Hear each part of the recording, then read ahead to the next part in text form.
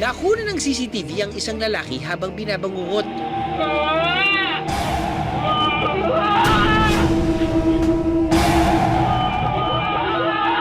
Ang suspetsyong dahilan ng kanyang bangungot, ang di umano'y pagkain ng marami bago siya matulog. Bago siya matulog nun, nabusog po siya doon.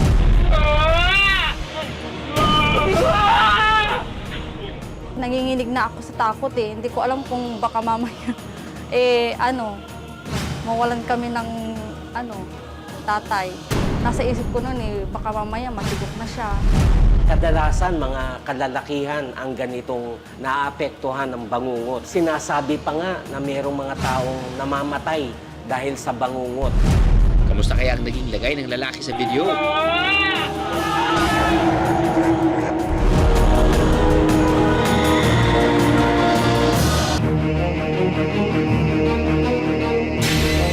Nakuna ng CCTV ang isang lalaki habang binabangungot.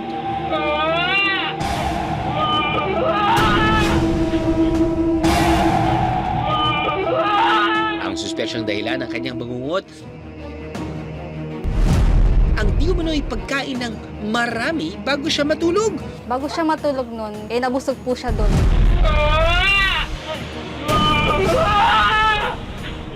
Nanginginig na ako sa takot eh. Hindi ko alam kung baka mamaya, mawalan kami ng, tatay. Nasa isip ko nun baka mamaya matigok na siya. Kadalasan mga kalalakihan ang ganitong naapektuhan ng bangungot. Sinasabi pa nga na mayroong mga taong namamatay dahil sa bangungot. Kamusta kaya ang naging lagay ng lalaki sa video?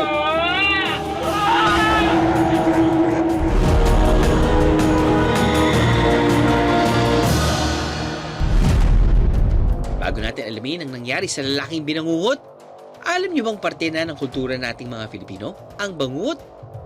Ang paniniwala ng mga sinaunang Pilipino, ang bangungot, ito ay katawagang Tagalog, at tinatawag ding batibat ng mga Ilocano naman, ay isang mythical being na dumadagan doon sa tao habang siya'y natutulog. Siya ay isang babae na sobrang taba at napaka-masebo ng katawan. Ayon sa folklore na ito, pwede raw maiwasan ang bangungot. Una muna, para maiwasan, wag daw matulog sa mga merong tabi, ang higaan nasa tabi ng mga lumang puno ng kahoy. Kasi doon naninirahan si batibat. Ikalawa, kapag binangungot ka na, para magising, kinakailangan kagatin mo yung iyong hinlalaki para magising, o kaya yung daliri mo sa paa mo, igalaw-galaw mo. At dahil dito, magigising ka. Pero ang lalaking sumisigaw o binabangungot sa video, nagising nga ba?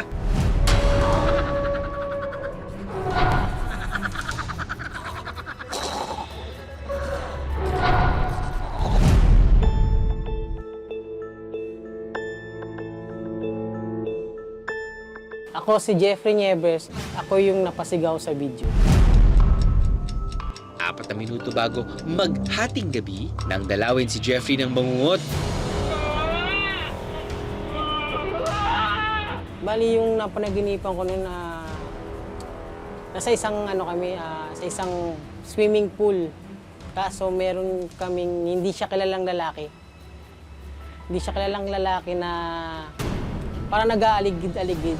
Bigla niya akong dinakma, sinakal niya ako. Hindi na ako makahinga. Kaya ginawa ko, sumigaw na lang ako. Kinaumaga nun, tinignan ko yung records TV. Binubutan ako, sabi ko, hindi ako sumisigaw ng gano'n. Sa kanilang kwarto, may mga nararamdaman na raw talaga siyang kakaiba. Minsan talaga, dyan sa may pintuan namin, parang may nakatayo dyan sa pintuan namin.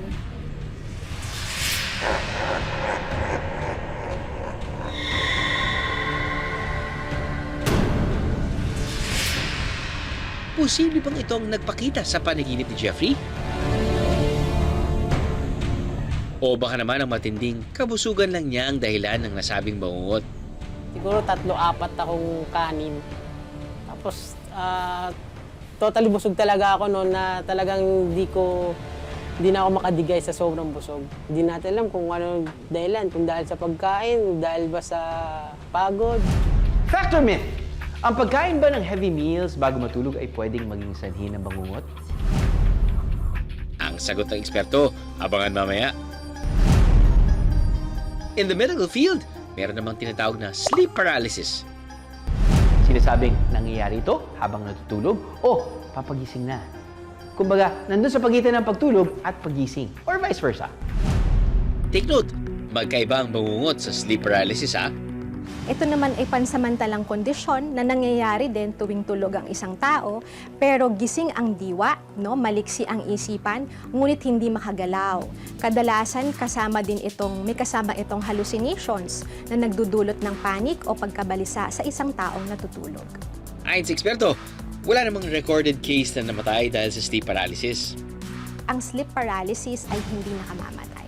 Kadalasan, ang sleep paralysis nangyayari yan sa mga taong may pinagdadaanan na stress, anxiety, traumatic experiences, sa mga taong madalas uminom ng alak at matagal uminom ng alak, at saka yung may mga talagang problema sa pagtulog o sleep disorders tulad ng narcolepsy. Dito sa Pilipinas, may mga nabalita namang namatay dahil di umano sa bangungot. Ipina-autopsy na umano sa Nueva Ecija ang labi ni Leo para malaman kung totoo ngang bangungot ang ikinamatay nito. Ang counterpart ng nakamamatay na bangungot sa medical field ay tinatawag na Sudden Unexplained Death Syndrome o SUDS. Pag sinabi mong SUDS o bangungot, ito yung biglang pagkamatay, no, habang tulog ang isang tao. Sa mga mas makabagong pag-aaral, no, napatunayan na ang connection pala ay nasa irregular na heartbeat. So yun yung tinutukoy ngayon na maaaring naging cause ng bangungot o ng SUDS. So far kasi, yung SUDS na related talaga sa bangungot ay yung tinatawag na Brugada syndrome. No? Isa itong tipo ng abnormal na tibok ng puso na actually genetic defect siya. It's a genetic mutation, ibig sabihin na mamana. No? So malalaman lang talaga pag nagkasimptomas ang isang pasyente, ang isang tao, tapos may investigate siya through workups like ECG or pagpapatingin sa doktor. Ngayon, balikan naman natin si Jeffrey at ang kanyang masamang panaginip.